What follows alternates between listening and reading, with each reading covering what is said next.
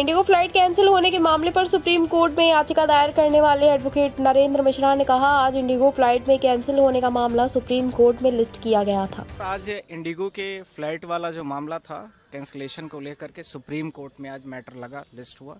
Supreme court ने सारी चीज़ों को, दलीलों को सुनने के बाद जो अपोजिशन से थे, मुकुल रोहतगी जो सीनियर हमारे सुप्रीम कोर्ट के, और इसके साथ में SG solicitor general Tushar Mehta ji आए।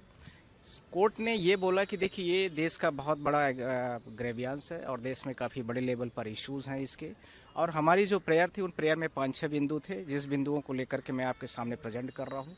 पहला ये था कि जैसे मैंने फ़्लाइट को बुक किया तो फ़्लाइट यदि डिले या कैंसिल्ड हो रही है तो वो सारी चीज़ों को पहले हमें इंटीमेशन दिया जाना चाहिए पैसेंजर्स को। शायद हाई कोर्ट में भी इस चीज़ को लेकर के बोला गया था। दूसरा, इसके साथ में मैंने बोला कि यदि प्री में ही सारी चीज़ों को बता दिया जाए तो पैसेंजर शायद घर से न आए। तो एक हो गया कि बोर्ड पासिंग के पहले और एक हो गया बोर्ड पासिंग के बाद का मैटर। तो बोर्ड पासिंग के पहले इन सारी चीज़ों को यदि क्योर किया जा सकता है तो कुछ चीज़ों का इशूज़ खत्म हो सकता है। एक कंपनी की लाइबिलिटीज़ बनती है, जो कंपनी भारत देश की इंडिगोज है और जो उसमें GDCA है, और उसके साथ में एक दूसरे पर एलिगेशन लगा रहे हैं। ये कह रही है कि ये इनका फॉर्मेलिटीज़ है, इनकी तरफ से दिक्कतें आ रही है, तो दूसरी कह रही है कि GDCA के द्वारा, अर्थात हाँ DGCA के द्वारा, अर्थात इंडिगो कह रही है कि DGCA का रिस्पॉन्सिबिलिटी है और जो DGCA है वो कह रहा है कि इंडिगो की रिस्पॉन्सिबिलिटी। इस तरह से सारी चीज़ों को लेकर तो हमने बोला था कि एक कंस्टिट्यूट कमेटी कर दीजिए। तो जो अपोजिट काउंसिल थे उन्होंने बोला कि हमने पहले से ही एक अपॉइंटमेंट किया हुआ है। सुप्रीम कोर्ट ने यह भी बोला कि देखिए, दिल्ली हाई कोर्ट में पहले से मैटर चल रहा है। हमारे कॉग्निजेंस में जो 5-6 बिंदु हैं कि इमीडिएट जो बोर्डिंग पास जब अलाउड हो जाता है तो उसके बाद, जैसे हमारे बैगेज को 3-3, 4-4 दिन तक रखे रहते हैं, इस स्थिति में हम कहीं भी जा नहीं सकते हैं। बैग को छोड़ करके हम कहीं दूसरे एरोप्लेन्स को नहीं ले सकते हैं।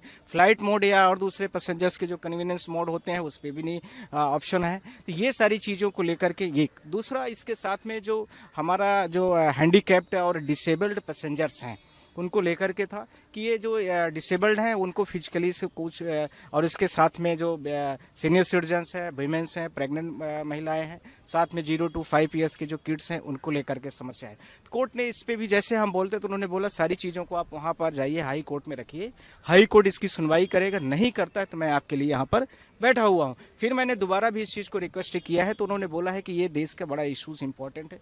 मैं बोला कि 6 तारीख को भी मैंने आपके सामने ओरल मेंशन किया था इस मैटर को, और उस समय पर ओरल मेंशनिंग थी और कोर्ट ने बोला कि ये बहुत सीरियस कॉग्निजेंस है। तो उन्होंने बोला, मिस्टर मिश्रा, ऐसा है कि आप इसको करो वहाँ पर हाई कोर्ट में, और यदि कुछ भी दिक्कत होती है तो हम आपके साथ में खड़े हैं। मेरी 4-5 चीज़ें हैं। पहला है कि कंस्टिट्यूट फ्री तरीके से कमेटी बनाई जाए।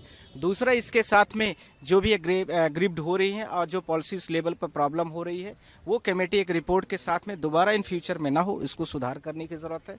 तीसरा, इसके साथ में जो गाइडलाइन DGCA ने बनाया था उस गाइडलाइन को फॉलोअप करना चाहिए, जो दिल्ली हाई कोर्ट ने उसको 2 फेजेस में लागू करने को लेकर के था। तीसरा, इसके साथ में मैंने बोला था कि जो ये विभिन्न प्रकार के पैसेंजरों को पैसे का ट्रांजेक्शन इमीडिएट नहीं होता है, रिफंड तुरंत नहीं हो रहा है, और बैगेज और लगेज तुरंत नहीं वापस हो रहे, इसको लेकर के था। तो कोर्ट ने बोला कि दिल्ली हाई कोर्ट इसमें करेगी, नहीं करेगी तो आप हमारे पास आ सकते हैं।